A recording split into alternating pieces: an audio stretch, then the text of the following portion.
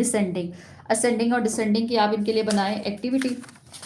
Now give these numbers cards to the students के arrange करें numbers को। तो ascending means forward counting, we have to start it with the zero.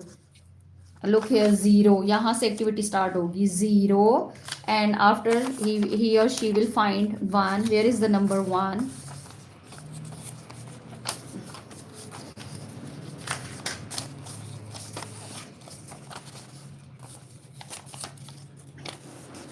Number one गुम गया है।